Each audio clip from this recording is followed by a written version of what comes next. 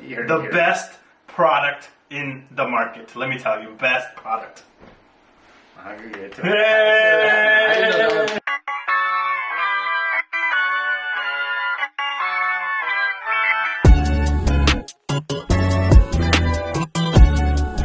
Episode 34? Yeah. Episode 34. Welcome. We made it to episode 34. Officially, finally, we're going live on TikTok Live. We are live on YouTube Live. Speaking of Diogenes, as you were just mentioning before, I learned a story from one of our talks and discussions. Someone posted a comment, and they said, "Hey, go check out Diogenes when he first met Alexander the Great." I was wrong. I said something incorrectly. I'm not sure if they saw it, but I went to go see a different video of it, and it said when Alexander the Great went to go meet Diogenes was laying down, right? Correct. He was kind of there, and he says, "I am Alexander the Great." Correct. He says, "I am Diogenes the dog." Yep. And you are standing in my sunlight, and he says, well, "You're going to speak to me that way?" And he says, "Don't you know I'm Alexander the Great?" And he says all these things that he did. He's like, "Aren't you not afraid?" And he says, "Well, Alexander, do you consider yourself a good man or a bad man?" "I consider myself a good man." "In which case, why should I be afraid?" And Alexander then said, "If I were not Alexander the Great, I would want to be Diogenes the dog." There you go. But it was a cool little that piece of like, well, do you consider yourself a good man or a bad man? Yeah. Well, then why would I be afraid if you consider yourself a good man? Right? Yeah, I mean... You're testing someone's own, I guess, claim. I feel like that is, not to go right into this One Piece business, but that is the core idea of, like, what it is, you know? Like, the question that is asked is a question of, again, morality, right? Like, are you good or bad? Are you good or bad? Mm-hmm. Or what does it mean to be good? Or what does it mean to be bad? Right? Are some bad people are good? Like, not bad people, but I'm saying, like, some people that are labeled as bad. Like, because... Okay. A pirate, like you say, a pirate has a bad connotation. They make the say, like, you know, the Marines and the government is anti-pirate. They do all these bad things. But what you say, what is bad? Because sometimes these pirates are the ones who are protecting the people against the Marines, who are supposedly the good ones, sometimes doing the bad things. Though sometimes those same Marines do good. They do good things, right? You know, right. It's. Let me ask you a question, I guess. Who writes history? Who writes history? Right. The victor. The victor writes the history. Like everything is written from the perspective of people that have won. Correct. And then the things that are marginalized are like what happened to that losing faction or the faction that was taken advantage of, or whatever that is, right? Those are the marginalized stories. Mm-hmm. But ultimately, the books are written based on who has won, right? And then that's the same thing. I think the question of like morality also comes from that perspective, right? Let's say the American Revolution was an utter and total failure. Let's just assume that the British had completely just like won the Battle of New York and just kind of pushed us back and like we lost, right? What do you think the history books would read? Traitor, right? The history books would read George Washington, like, or whatever, all these people as labeled as like not like, a traitor to the throne at that point, right? Yeah. So again, it all comes from a perspective of like, you know, who did we win? You know, like again, same thing. Like if you know, if the Austrian painter, let's say, you know, he had won, you know, what would the books of history have been, right? Like, what would have been said, right? I think we joked about this all the time, like, when we were in college, or I did anyways. I had a German as one of my littles in Pike, and I always was like, what do you guys learn, you know, about World War II? What happens in World War, like, the whole chapter in history, right, that, like, that from 1914, 1913, all the way to 1944, 1945. Like, what history is taught in Germany? I don't know. Like, you know what I'm saying? Like, but, you know... Do you remember what he told you? No. I don't know how we got off topic on that. I feel like he didn't answer the question. Like, but, They learn about it a bit differently. I mean, I guess like simultaneously to us, like they don't necessarily teach all the atrocities that we did in school. Even if they do, they brush over it very quickly. You know what I mean? It's like, yeah, I think we learned a little bit, like the Trails of Tears, right? I think there's a whole chapter in the book, or like a whole 2 sections on the book about that. Yeah, I mean, yeah, I think for the most part, U.S. history is like how we're taught is the Revolutionary War, or like pre-Revolutionary War, right? Like, so let's just say fucking Plymouth Rock, the Plymouth Rock, the French and Indian War, and then that leads into the Revolution. Maybe War of 1812, the Civil War. It really does skip over that. The mass genocide of people that happened really does skip that, and because it goes in from context perspective, right? This goes from the War of 1812 into this hyper focused period of like growth in America, and then division of the states in between. Like, we're focused on producing cotton, and northern states like saying, hey, we're producing other goods, like not cotton. And then that caused boom, like everyone else, like the whole westward expansion part was like a little footnote in what happened, because the Civil War just like kind of took a lot of that historical like time people would spend teaching stuff like that. And then post Civil War, bam, bam, bam, boom, fucking we're the biggest country in the world. Like, wait, what happened? It's really. I don't think it was that quick, but yeah, I hear you. No, think about it though. You know what? Like when I was watching the other was day, it that quick? No, let's just go back on that for 1 second. The Civil War ended what? That's 1964, 65. Maybe? 1964. I'm sorry, 1864, 1865, somewhere around there. Maybe 1861, but it's somewhere in the 1860s. Yeah, you're right. From that point forward, like, that's when it started. That's when the Industrial Revolution for America started. That's when the guys like John D. Rockefeller, guys like Andrew Carnegie, like the people that built America, came post, like, Civil War. And then you just never look back, dude. I think prior to us even going into World War I, we were already the strongest country in the world. Like, I think after the Spanish-American War, we were the strongest country in the world. There was no, like, what? Like, when we're thinking back, I'm like, I mean, the UK. Nah, like, I feel like they lost. They lost in 1812. Like, get the fuck out of here. Like, what are you talking about? Like, no, 1812. What do you mean? They lost in 1812. But you're talking about like post World War One. No. I'm saying like no. I think after the American like the wars in the Philippines, right? Like the whole stuff that went down in the Philippines in like I would say 1880s, 1890s. After that incident, I think we de facto became the strongest country in the world. Mm-hmm. No one admitted it. That's a separate thing. I think ultimately that was given to us after World War One. For sure after World War Two. But for sure after World War One, like, dude, they won the war because we came. Like, stop. Like, it was like, what? The Americans came and they won the war. Same thing. The Americans came in World War II and they won the war. Like, stop, dude. Like, just come on, dude. We spend more money in military than anybody in the world combined. Like, not anybody in the world combined, but top like 15, right? Again, what is control? What is power, dude? Geopolitical fucking game, you know? I hear your argument. I mean, obviously, post World War II, World War One, yeah. But when does when does that change of power happen? I think if I had to give it to one moment in time, it was after the Spanish-American War.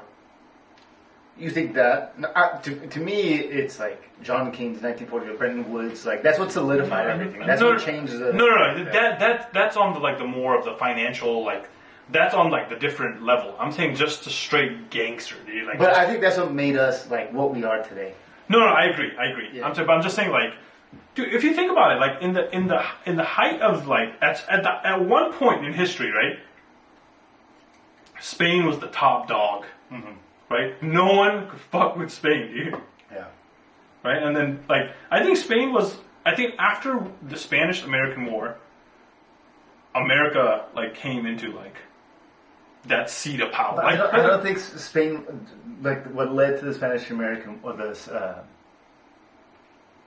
dude, we had Teddy Roosevelt, dude. Like, dude, you're not seeing like the aura being built right then. Like, you know what I'm saying? Like, think about the young Floyd, dude. Like coming in, young Mike Tyson, dude. Like, it was young Mike Tyson.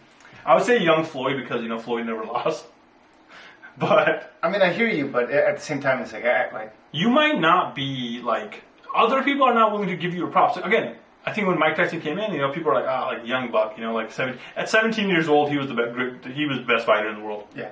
But like, you're not gonna get your stride because like people like. Just because the age. Yeah, but like, dude, like, stop. Like, we were building the train. Like, America was building. Dude. You gotta understand. Like think about the people. Think about what was happening in the economy at that time, around the Spanish-American War. These guys were putting fucking America on the map, dude. John D. Rockefeller, like Andrew Carnegie. These guys were building steel. We built steel, dude.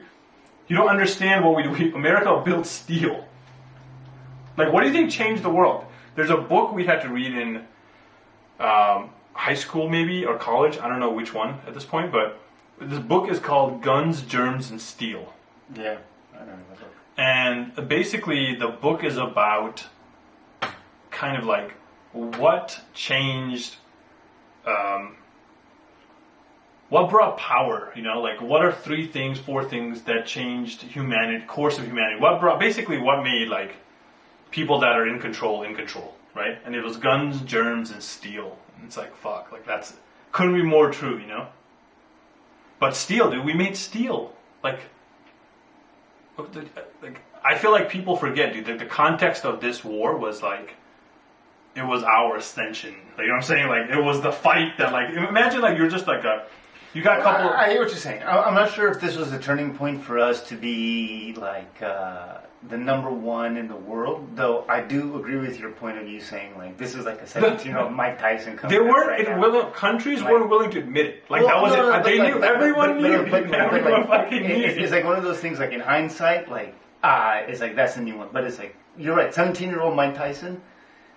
People were like, this kid's 17-year-old, But he just got into the ring for the first time, and he just got 3 places. But people still doubt him because he's still a young buck. You're right. I agree with your reference of like it's a young Mike Tyson or. Think about it. At this point in time, right? Spain is probably like top 3 in the world, right? You got this guy, heavyweight champion of the world. He's top 3 in the world. There's only 2 other countries maybe that are stronger than him. Maybe he's top 2. I don't know. I won't say the number 1, but because this was the dissension of. Yeah, but they were top 3. They still had power. They still had territories. Like they were still like, they're top 3. Maybe France, maybe Britain, but like Spain was still up there. Maybe top 5, whatever. I don't want to go into too much into this, right? Yeah. And you got this country back there, dude, like a young buck, dude, that just got the revolution. Just got their teeth, And then guess what? They just came and knocked the fuck out of you. Unranked rookie, dude. Like, just came in and fucking, And then everyone's like, oh, fuck, dude. Like what? Like, And then you see all the things that's happening in the United States, dude. Like, all these things are building. Like, we're putting railroads, bro. We had, like, there's a chart I saw on one of my history books a long time ago was, it compared, like, in the 1830s, right? Or 1810, like, how many railroads per square mile that the UK had versus how many per America had. And then in the next decade, how much they had and how much we had. And we had like fucking 5x, 10x that. I mean, given like we're a much larger land. No, but I'm just saying, think about what it takes to do that. Yeah. Because guess what? When you're larger, you have ability to get more resources. You know what I'm saying? You're going to feed the engine more, like, And you have more people to serve, I guess, yeah. It's like yeah. It's just population-wise and everything like that. Yeah. I think this is a very pivotal moment that gets very, very unrecognized in U.S. history. Like, they're like, hey, like people are like, oh, like we talk about Civil War, or we talk about like the Revolutionary War. We talk about World War I, World War II. But like, if we really like look at this was this. Fucking a goat, dude. Teddy Roosevelt, dude. Straight up, like Teddy Roosevelt, fucking. This is how we got Puerto Rico, Guam, and the Philippines. Yeah. And U.S. also annexed Hawaii. Dude, they moved fucking Spain out of like basically North America, like the last bits of it, kind of. Yeah, like there's no like Spain was gone. Yeah. Now you have taken the entire, like, you have asserted yourself as the powerhouse on the western half of the world. Yeah, you're top dog now. You know, like, so. This was the you control a continent, kind of. You control one half of the world now. Sure. Right? Yeah. No one was at this point. No force in Europe was gonna be like, I'm gonna go try to fuck with America. Like, they're not gonna do that. They got their shit on deck. Like, let's not fuck with those guys. Like, or let's not fuck with anybody on this side anymore, because like they're gonna come there and protect them. Like, have you ever heard of the Heartland theory? No. Or what is it? The Heartland theory was the idea that you could connect from what's called the pivot area, which is like Eurasia, right? It's like from what would that be? The Caspian Sea all the way up to the Arctic Ocean, like essentially Russia, Afghanistan. Well, what is it like? Okay, so what is it?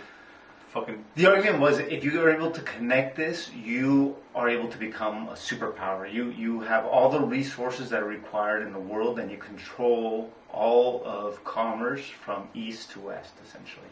No one could go past you without having. I mean, I feel like that's kind of bullshit, because like I feel like most of that shit is just Russia. No, wasn't that the USSR? It's the Soviet Union, dude. Like. I mean, that was the fear. Essentially, that's why we went against them in Afghanistan and things like that. I feel like it's like a fucking geopolitically, like if you're able to. You're asking if I believe in this? No, this is fucking some propaganda. This is the Heartland. This came out like a long time ago, but I think there was a 1904 paper titled "The Geographical Pivot of History." The theory focused on strategic importance of Central Eurasia, as Mackinder called it, the Heartland. He argued that whichever power controlled the Heartland would control the world island, essentially this continent. Though, like to what you just said right now of the Americas, which is totally unforgotten about. It's isolated too, like. Well, it's a complete, yeah. I mean, it's like, do you really need to trade here if you have all the trade and the amount of resources that you need here? In which case, like, what does that new kind of world island look like? Does that world island look like, well, hey, if I control the Americas, then what does it? I don't think so. Like, I wonder what continent has the most amount of like resource. Is it Africa? Is it South America? I imagine it's Africa right now, yeah. Is it Asia? Like,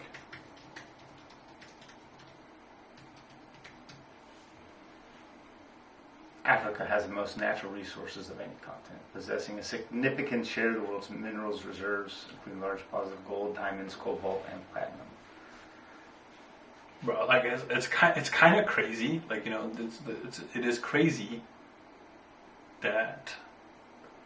Like, they just got fucked. What? They got fucked.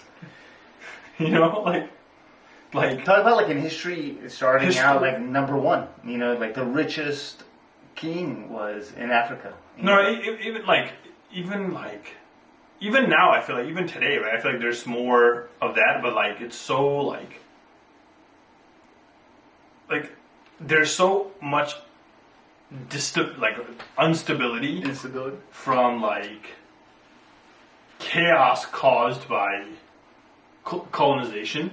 Yeah. That it happens to be like a major issue at everything. But is that also is that? I'm sorry, maybe it's like a booger or something.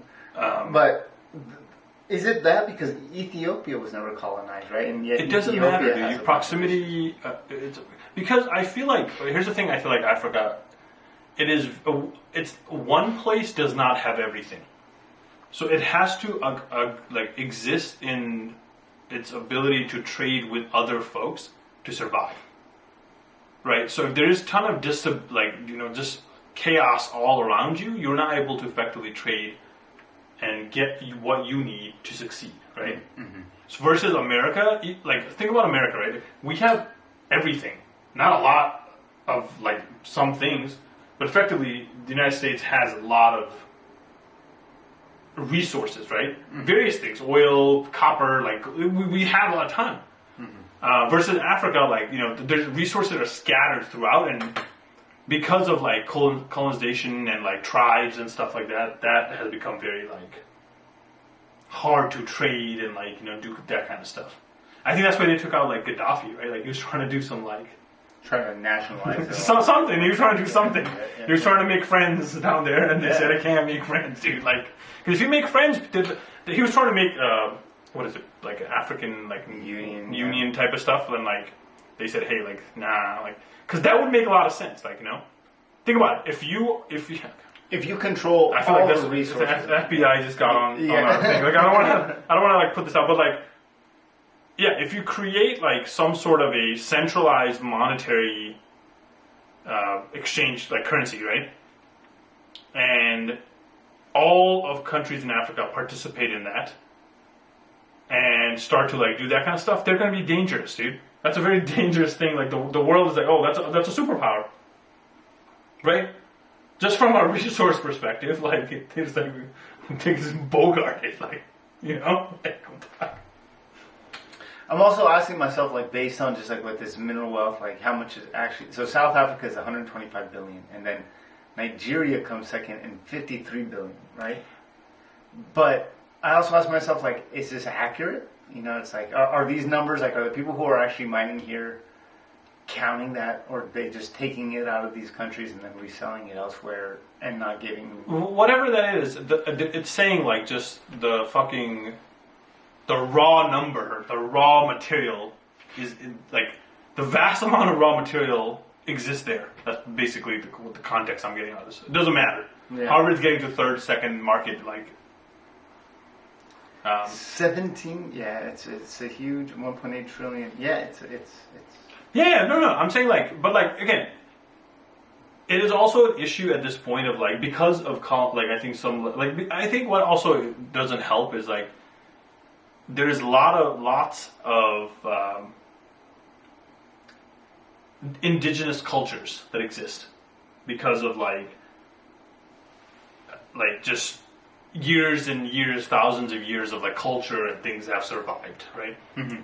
That makes it very hard for coexistence of like us, like just working together, like groups working together, right? Like if you think about like Europe, right, like. Most of Europe, I could safely say, is like some variation of a,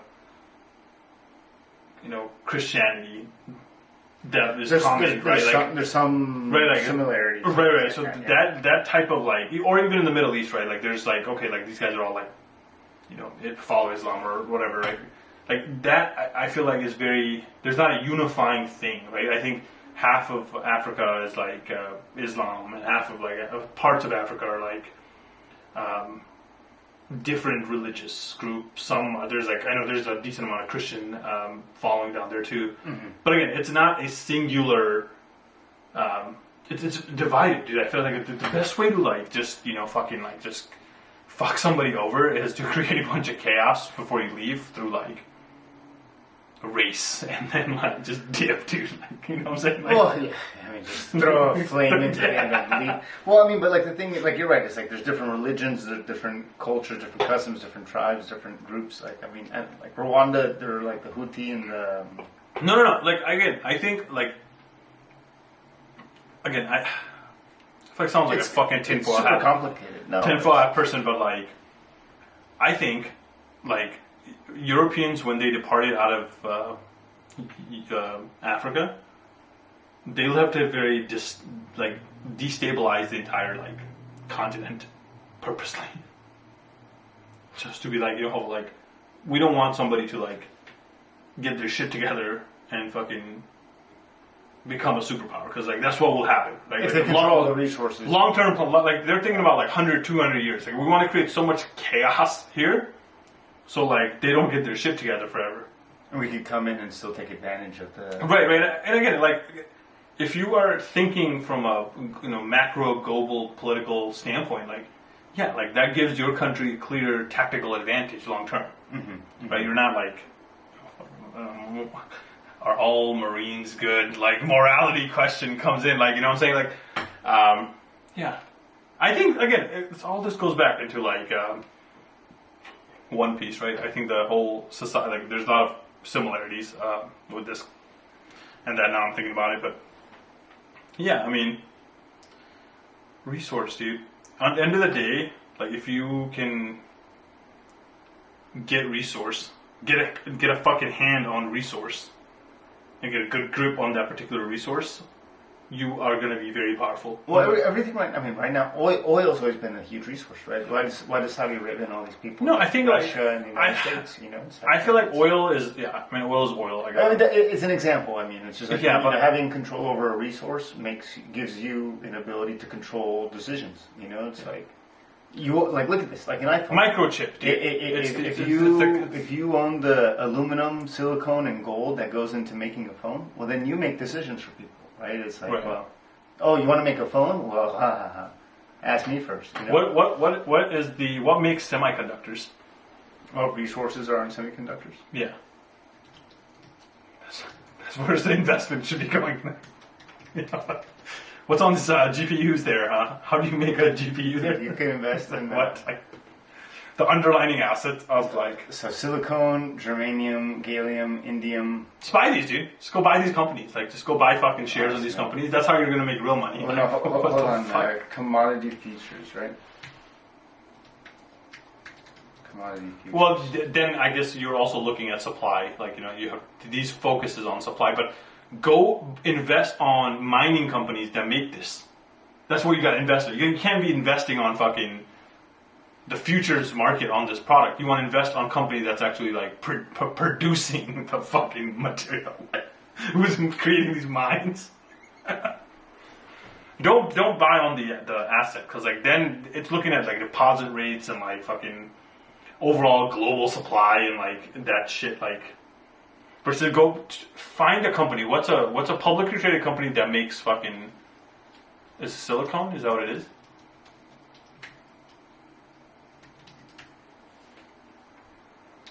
AMD, dude. See, these fuckers are all in the game, dude. So what is it trading at? Dow Inc. Check this out. No, just do a stock. I don't want to look at I don't want to see what they do. So Dow Inc. trading at $23.91 right now. That Dow Inc's been fucking doing great, dude. Well, they were. I don't need to know what Dow Inc does, dude. Dow Inc's doing great. Like, go up. I want to see. UPS is Those are. I know. Just like, this is just today. Oh, dookie, dude. They went from 30 to, let's see. Oh, they could also be like, there could just be a shit fucking miners, Like, yeah, they could be a shit company. Yeah. Go look at the first one, dude. The Norwegian companies are always like goated.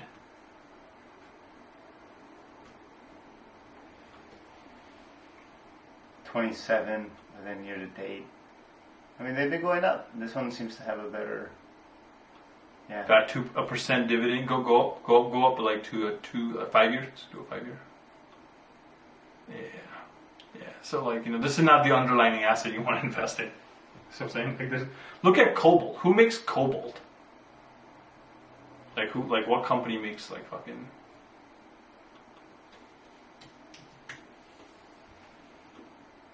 Glencore. Sounds like a fucking. They sound like they mined $9.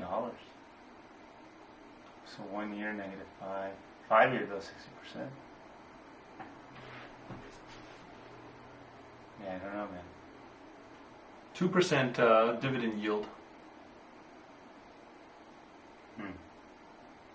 Go do all, dude. No, it's fine. It's fine. Oh. It's probably fine. It's fine. Dig down. -38%. That's fine though. That kind of makes sense because they pay dividend out like 10 years, 2%, like 20%. So 5 years, 60%. I mean, it's not that bad. Yeah. Yeah, I don't know, man. I hear what you're saying, though. It's like you kind of have to be ahead of it in a different way. But they have all the resources. I think Africa's going to be a huge place in the future. I mean, just in theory, it's like as what we call the global south now becomes more of a consumer society like us, they're going to look for what's going to be the global south in the future, which is Africa, you know? Think about like Latin America, Mexico, for example. Like they're no longer going to want to be the workers or want to consume just like us. Who's going to be? Where are they going to go? Maybe more to South America, right? But then after that, robots. Maybe robots, clankers. But yeah, I mean, the cost still has to be there. You know, it's like the cost has to be less than a human being in those countries. Which in some cases, it's like if you're paying them $1 a day, like is the cost of a robot really? Maybe over time, but so we're talking about robots. Have you been following what's going on the AI world? No, what's going on? So basically, Gemini. So Gemini is just taking ChatGPT's OpenAI's fucking money, dude. That's what's going on. Why? Because they're just better. Gemini? Yeah, Google is ahead. Google's winning this AI race, and it's not even fucking close. Like, it's not even close. Think about this, right? Every single AI company that's out there, they all run on GPUs. Google's the only AI company that makes their own LLM models that runs on their own model called TPUs. Right? Mm-hmm. So GPUs, think of like their little fucking box, they got like their circuits and shit. A GPU is connected to, basically to make like bigger GPUs, to get more compute. They're connected through wires. Mm-hmm. So, let's say you're creating a big fucking stack, you can have wires that just burn out, or like, you can have problems with the wiring. You're also dependent on the speed of the actual wiring and the transfer speed. Right. Yeah. So, that's the whole concept of GPUs. Yeah. Right? So Google made their own called TPUs. TPUs works off lights and mirrors. So like fiber optics. So they're sending light to a mirror and basically kind of transferring like back and forth, right? So when this happens, let's say there's a problem, right? All they have to do is tilt the mirror, and the light travels somewhere else. You know what I'm saying? So how easy it is to fix things as you scale, right? Like, and Google's models are just more superior now. It thinks better, it knows more. Nano Banana's going fucking crazy, dude. Like, I was just seeing that Nano Banana. Like, what is the Nano Banana? It's their real life, like, video, picture video type of stuff. You can imagine a picture for you. I have a Gemini Plus. Hold on, I think we have Pro here. Hey, gang, dude. So what do I do? Describe an image? Yeah, describe an image.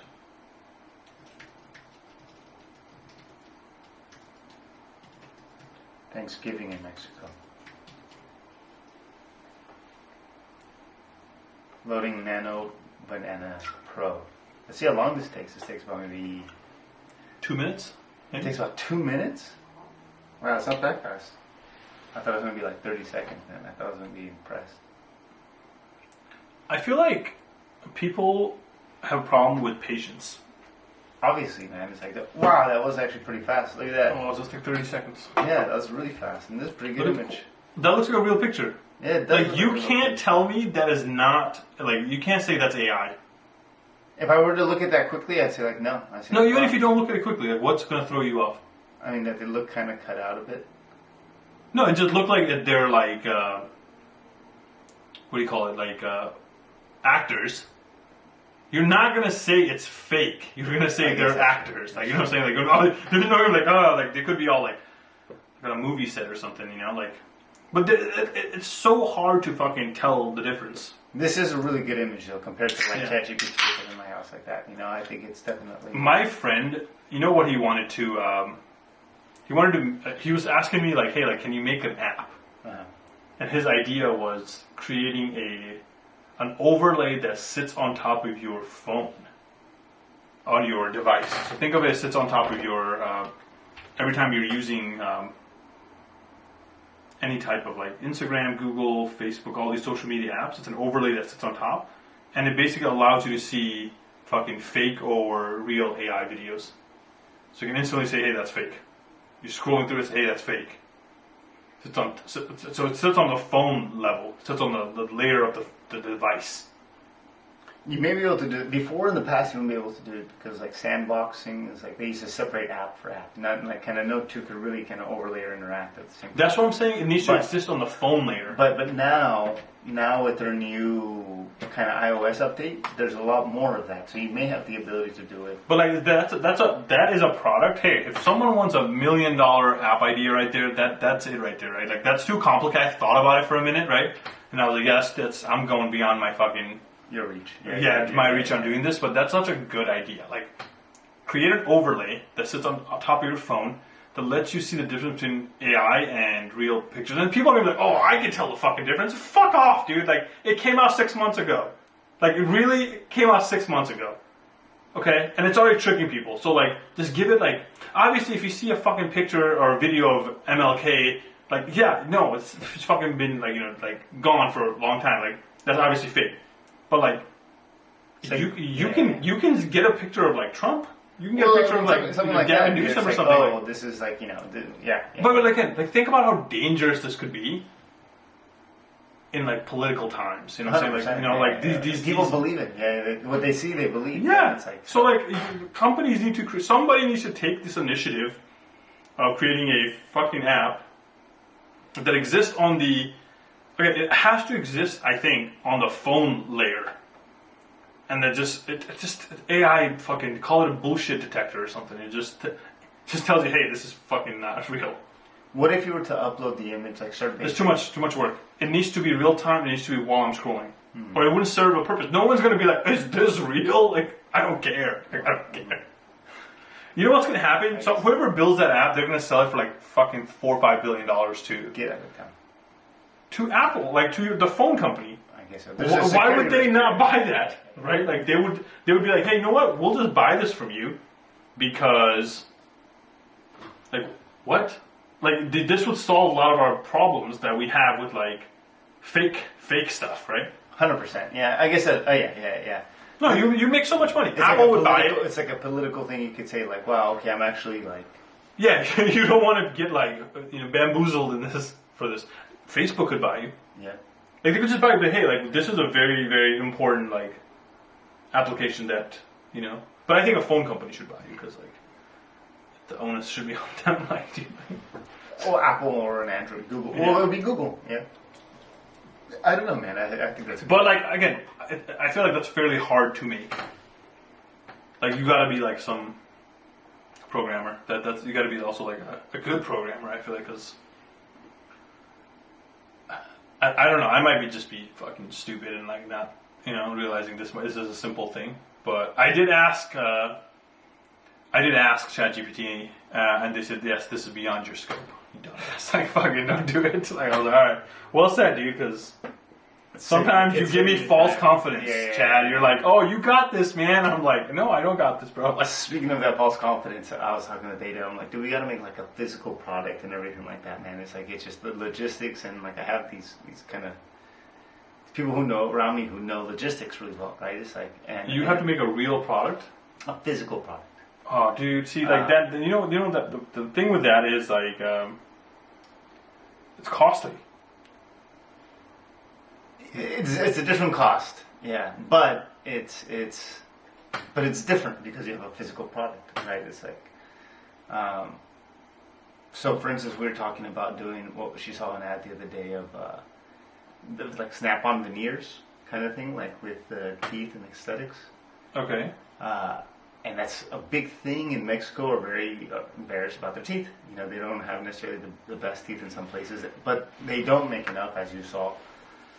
To really afford these teeth, the middle class probably makes double that. So they could afford something like $250 a pop.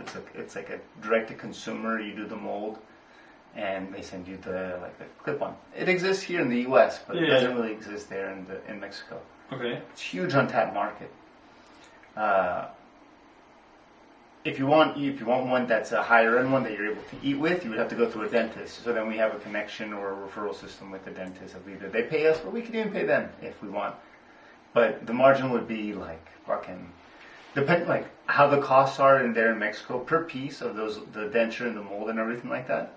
Our margin will be about like 85%. Yeah, I mean, what you were explaining is simple, like market arbitrage, right? Like again, this is very common too. Like in like a story I cannot tell often is like there's this guy in Nepal who had gone to France to study. I don't know what, like. Well, I don't know what the fuck he studied, but the point is, like, he somehow figured out how to make like cheese. Like that, he got into the business. Like he was a cheesemaker. Mm-hmm. Ended up becoming a cheesemaker in France for like many years. Then he was like, "Hey, I'm gonna go back to Nepal." Going back and he started fucking making cheese. Yeah. Right. And nothing like that crazy. Like if you really think about it, right? Yeah. Yeah. Fucking millions.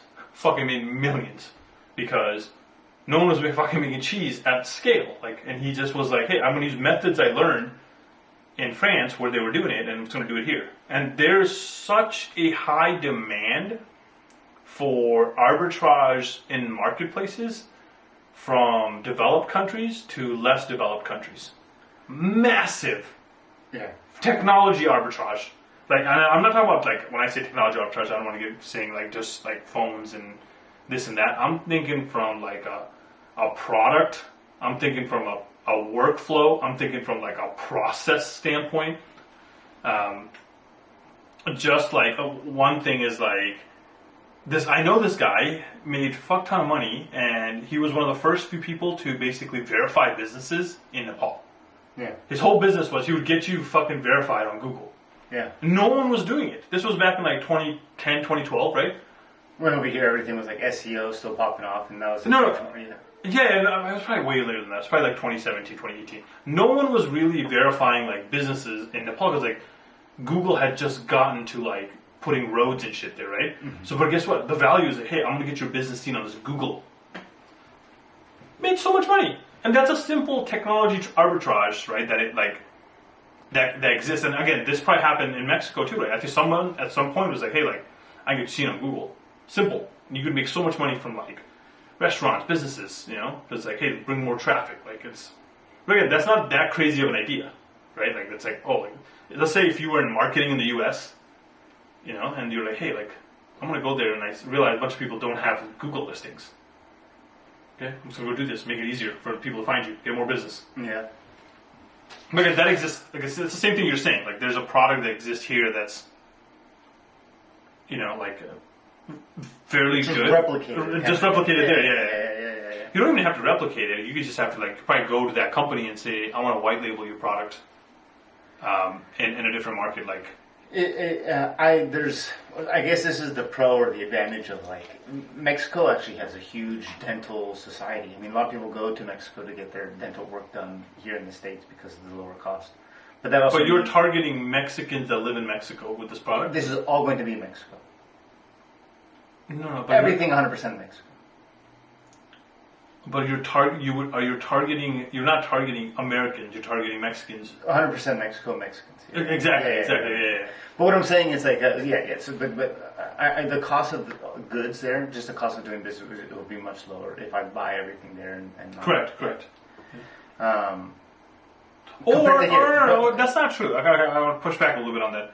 That's not true. Let's say if you just are able to go to this company and say, hey, I want to be your distributor of your product for Mexico, and for me to do that, you have to give me like 40% margin.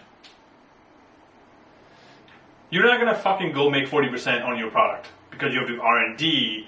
There's fucking testing. There's QA. There's feedback. There's a bunch of shit that goes, and then you have to actually make the product that actually fucking works. Where you have a company that has already made a product that works, you're just opening a different supply chain for them. So, like, I wouldn't say like you're 100% right on that. It's just about how much are they willing to give you.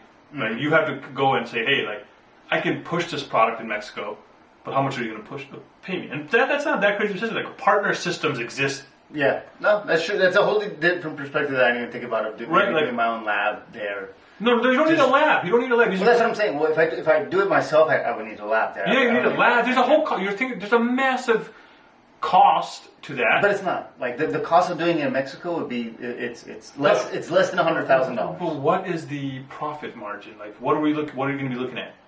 The profit margin. I mean, obviously depends on scale and things like that, but it's anywhere between 60 to 85%. That's not true. The cost of everything to do it is $75, and I'm selling it for $250. Okay, but like again, you're not factoring in like marketing. You're not factoring in like getting this able to get to the product. You're not factoring in like how many rounds of like testing I'm having to do. When I say I'm going to go build an app, the QA is the first one. Yeah, you're right. No. There's a cost. There's a massive upfront cost of doing this and building your own product. Like I feel like you're lost in the sauce here, and you're like, oh, just because I do it in Mexico, I'm going to cut cost. Yes, you will cut cost, but there's still a massive fucking cost that goes into building a fucking prototype. Like sure, but you're putting shit on people's mouths. But you gotta fucking make a good product. Though it's not going to be astronomical as it would be here. Sure, okay. Yes, you are right. It's like it's a somewhat more achievable goal versus doing it. I feel like you're not. This is what you're trying to do is not make money. What you're trying to do is like invest a lot of money and time into making a product where like you could be like, hey, if I already have the network, if you think you can already sell this product, become a supplier for a company that already has built a rock solid partner. Take the entire business of that entire South from them, and the only question would be, you're right. I mean, you're not wrong, but the only question would be of like how much it costs them to produce that good here. In which case, then they would have to send the good because they're going to sell me their good to Mexico. In which case, at that point, if that cost is too high, then maybe it makes more sense. Then you're not trying to get in the business of fucking selling veneers and this. You're trying to get in the business of fucking making a product and selling it to these guys. Maybe 100%. What are you trying to do? You're right. Because if that's the goal, then just go sell it to them. Correct. Make it cheaper and go sell it to them. Because they already have the market. They already have all the people. Yeah, I just sell it to them. Yeah. Well, I mean, I'll do both at that point. But you're right. That's not a bad idea, actually, is to go to them and kind of say, hey, man, I got a whole market dude, and the ability to fucking event picks high, dude. Like, that's what we got to get to people to event picks high, dude. That's every day, dude. I used event picks high for the first time over the past 2 weeks. I had my mother's birthday, her 70th birthday. The greatest birthday of all time. Let me tell you about this product. The best product in the market. Let me tell you, best product. I didn't know that Trump was visiting today. Wow. Somebody called the FBI. But I used it for my mom's 70th birthday party. Why did I use it? I used it as a way to capture images from my entire family to build a photo collage for my mom, like a slideshow. Why did you just get a text? Why? Well, because, like, first of all, I did in some cases. I still sent this because I did a test, and I sent this link to my family, and I said, hey, upload the images and give me some feedback. My first cousin said, this is an absolute terrible experience. I hate this. This is a piece of shit. I'm going to text it to you. And proceeded to send you 30 photos and 30 different notifications from an Android to an Apple. Correct. So she sent me 30 photos, and I got ding, ding, ding, ding, a bunch of images that was not helpful. I guess I had to download it. They're no longer cousins. It wasn't centralized. I did take her feedback and saying, okay, hey, this is how I can make the application better. Let's smooth it out a bit and everything like that. My other aunts and uncles did follow the process, in which case they were able to easily upload an image, add, their name if they wanted to. I was able to capture everything, about maybe 450, 600 images there, download everything, and I was able to bunch it all into a slideshow that I was able to make. I didn't have to worry about someone having an iPhone, an Android, worrying about them not knowing how to log in. All they had to do was click upload and select the pictures in their phone or on their computer if they're on the computer. My aunts and uncles, given this, are all above the age of 60, 65, I would say. So they are not necessarily, I shouldn't say that, because some of them are pretty tech savvy, though I would not say that they are 16-year-olds who've been around tech their entire lives kind of thing, There's a bit of a difference. And if they were able to do it, anybody can do it. So what I found is like not only did we find something that is great for capturing the after your events of like, hey, after your wedding, after your birthday party, have all your friends send the pictures so they're not texting you everything. Or someone said, oh, have someone post it. That's the smartest way. You're going to post 100. Hopefully you took more than 2 photos of me at my birthday, man. It's like, I want to see 100 photos of you guys with your friends and all the other things. I want all the photos, you know? Right. In which case, like, we found a way to share it before, during, and after. Or matter what if you don't device have an Instagram? Yeah, I don't have social media anymore. It's like now I can't see the like if you miss I can't see the photos you post of me. Right. Again, I think it creates there's a ton of value from that. There's a ton of value from like just a pure event. We went to a wedding. You know, it was a simple QR code. Scanned it, put in like 50 photos, like, you know, and again, put it at every table, like whatever. If it's an event, putting it like 5 different places, and like people will go take a picture and upload stuff. Have it, you know, like it's very easy to collect pictures. It's not that crazy of a idea. I don't think we're solving anything that's crazy. It's just like, hey, I think it's a very, very useful thing, and we made it very cheap. I don't know. I agree, and to me, it's like it's not. Someone said like, well, you know, those QR codes are a lot of the kind of scammy. They have a lot of advertisements that kind of go. We're very to the point and direct. We don't have any. We're not trying to search for ad money or anything like that. It's a service that if you want to use it full time and like efficiently, it's a pay for service. So there are no ads. There's nothing like that. The guests are safe, and the events and the galleries are safe and secure. I just got an email. Yeah. Concerning one. What did it say? Actually, I can't tell you this. My bad. Sorry.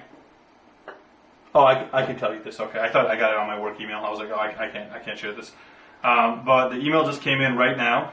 So it says third-party security incident. And the email's from OpenAI. Uh-oh. So, ChatGPT, OpenAI, got hacked. Uh-oh. It occurred on November 9th, 2025. And the attacker gained unauthorized access to parts of their system and exported data sets containing limited customer identifying information and analytics information. And on November 25th, they shared that affected data set with us. Damn. There you go. It's a matter of time, dude. That's just a matter of time. Does it say exactly what kind of data set it has in there? Like, I guess, does it have everything? No, it said some information, some analytics, some personal information. Let that be a reminder, man. Like, don't put in all your personal details into... We were just talking about this right before this. Yeah. I mean, bound to happen. It happens, dude. Happens to the best of us, dude. It's a matter of time. Happens to the best of us. It is. It is a matter of time. It is simply just a matter of fucking time before you get hacked. It's not about if. It's when. You know, that's what I sell. That's why literally I sell that to people. Wow. It's okay. I think what happens is a lot of companies bank on the fact that it's not them. You know what I'm saying? They just say, hey, you know what? Hopefully they're not targeting us. And that's the fucking hope. And that's the truth. Like, they're not.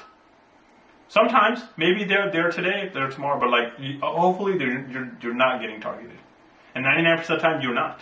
But generally, if you're not being targeted, that means you're not getting enough attention. You know? Correct. Like, if you're getting attention, you're getting targeted. But again, sometimes it's just like, you know, these hackers have a bunch of like scanners and bots all across the internet that just know when your site or your application is exposed, and they just like, you know, then they're like, sixth sense alert, like I'm just gonna fucking go capitalize, you know.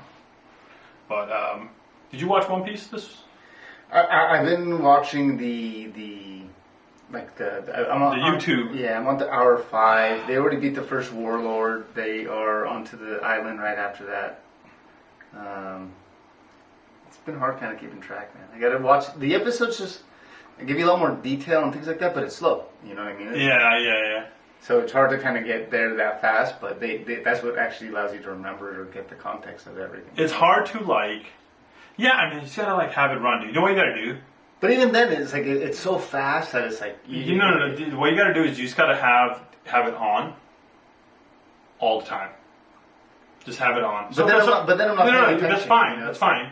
what will happen is you'll overall get like what's happening, I guess so. and then you'll be like, okay, like I can like. I get the overall gist of the... Because like it's happening so slow. Like let me tell you this, like the pacing is like slow. So like you might miss something, but you're not gonna miss something that's like crazy if you just have it open, like if you're like listening and watching. You know what I'm saying? Because like it's just like, dude, because you'll know when something's happening. It's happening from mad episodes, like what I'm saying. Yeah. It's not just if it's a fight, it's like 10 episodes, 20 episodes, so like you're not gonna miss it. Like, like oh shit, I should probably like lock in on this. Like, it's not gonna be like a quick kind of thing and everything like that. Well, I mean, I guess I gotta keep playing. I'm on hour 5, dude. Hour 5. Yeah. I mean, I was out all last week. I was in Mexico and everything, but but it's. Or what you could do is you can watch up to like. I wish that, you can just click on it and just go into the episode. You know what I'm saying? I wish they had that feature. Like that'd be cool. That would be sick. On that entire video, yeah. It's like boom. I also go into the Netflix and automatically logs you into the video. Crunchyroll. Oh, some YouTube. No, YouTube doesn't have all the episodes, huh? No, I think the only place that has all the episodes is Crunchyroll. Actually, no. Netflix should have all the episodes. Hopefully by the end of next year. What a good idea of YouTube or Netflix or something like that, or I don't know, YouTube of connecting when they're giving synopsis, hey, hop directly into this and have a little pop up, Yeah, no, that's it's getting there, dude. We're not that far off. When I say, if I ask you historically, just think of a fucking guy that's just a fucking gangster, historically, or just and it could be now, it could be in the past, Who comes to mind? You're like, man, you're just when I say fucking this guy was a gangster, you're like, what comes to your mind? Who's the most gangster person in history? Gangster in terms of, I mean, different things, I guess. Fucking Genghis Khan is the first one. Genghis Khan, Genghis Khan was wild. It's that dude was That's who I thought of too. I'm the most gangster person in history, right? If I ask say 100 men, if I ask that question, right? I think a vast majority of people would say Genghis Khan, dude. Historical context. So I'm not. I guess if you don't know that you don't know. But if you just are somewhat of a knowledgeable fucking person, and I just say, hey, who's the most fucking just a dog, dude? He was just you fucking end up fighting till the end and everything like that. Look, some of the shit he says. Pull up some of the shit that Genghis Khan says. One of the quotes Genghis Khan talks about is he says, I am the punishment of God, and if you had not sinned, God would not have sent a punishment like me upon you. Think about that. Think how fucking. That's like Mike Tyson. I don't even want your belt. I just want to strip you of your health. And he's like, dude, I want to fight that guy, man. That is Look at that. That's the first one. I am the punishment of God. If you had committed great sins, God would not have sent a punishment. Think about in the 1200 fucking BCE, dude. The guy's just riding on a horse and he comes to your village and he takes your fucking chief and he says, I am the punishment of God. Think about that, you have committed great sin and he has sent me and my fucking Mongol hordes, dude. We came like black lightning because you have committed sin. You're fucking trembling in your boots, dude. But a lot of it, there's no value in anything until you finish, until it's finished. One arrow alone can be easily broken, but many arrows are indestructible. Shit. I mean, Genghis Khan is the one of the most polarizing figures in the history of the world, right? Yeah. He single-handedly, I think, lowered the carbon footprint. Think how much. Just because he. Think how much of a fucking maniac do you have to be to kill the you basically have lowered the what? Though I mean, if you look at the Spanish Inquisition or things like that, like what they did over time, like the amount of people that they killed in That's all insane. of the Americas, it's like it put Genghis Khan like it would be like. I wonder, like, well, you have to also understand from like the context of like how many people were around. Yeah. You know, and also like he did not use like disease. You know what I'm saying? I feel like you're going into a different territory when you're saying like. No, you wiped out civilization. This guy did it. He was him. He did it himself. I'm talking about like the Catholic Inquisition more so, like the killing of all like people who weren't converted. No, but the thing, look, his things were pretty simple. I feel like he said he let you join, and if you didn't, he would just end all of you. Like this kind of was his like thing. It was a. Dude, his story of his grave is pretty wild too. Where it's like the people who took him who dug the grave, the guards who were there watching, they killed them, and then once the guards came back, they all killed them. Yep. Yeah. And then there's a theory that they said even the guards who killed them, they killed them just because they even knew. You think like 16 million men? So he killed 16. What is it? No. So he is a genetic test, right? Like he's roughly 0.5% of the entire male population has some sort of direct lineage to the Great Khan's dynasty. Though he allowed all religions, he did have a freedom of that. Progressive guy. He created the postal service, universal writing, and system for Mongols. Look at that, dude. Reinvigorated the Silk Road. Leader, slag, dude. Slag. Yeah, you're gonna do a pipe. Yeah, for sure, dude. Yeah. He knew, dude. Genghis Khan, dude. Dude, Genghis Khan, yeah, he's wild. I don't know, we gotta think of some more. I mean, historically, like, there aren't that many fucking people at his level. You know what I'm saying? That there's levels to this game. And he is like, you know, there's very, very few people, when I say, oh man, like, who I feel like he was a pretty good strategist. I don't think he was like, you know, I would assume he was like, knew what the fuck he was doing. He like, you know, won a lot of things. Sure, yeah. Yeah, I don't think there was historically that many people that were better than him. I think when you think of like, who do you think the greatest like strategist of all time was? Who do you think who's the? Well, I mean, the easy one is like Sun Tzu, The Art of War, right? But Sun Tzu is maybe not ever existed, but. Just a mind, bro. Like a battle IQ is just like fucking just a dog, dude. He just knows. You could say, like, I mean, Alexander the Great, arguably. Like, Alexander won a lot of wars and battles. Marcus Aurelius in Rome. Oh, dude, fucking Napoleon, dude. Hands down. Napoleon also, yeah. Because you gotta think about, like, how many, like, I think he won, like, 63 fucking battles or something. That's fucking nuts. If you win 63 battles, you're fucking... I mean, if Julius Caesar probably comes up, like, who are they gonna look at, like? Alexander's the Great, obviously. Hannibal Barker is up there, probably. Yeah, probably. I don't know. Simon Bolivar, I don't know. Yeah, I mean, fuck, dude, military strategists. There are probably like, you know, some Chinese. Napoleon Bonaparte. Napoleon, yeah, there you go, dude. Napoleon's number one, dude. Then Genghis Khan, the god of logistics as well. Like, Hannibal Barker, dude. There you go. You know, he was the one that crossed the Alps, like. The unbeaten Alexander the Great. The insider choice is Subutai.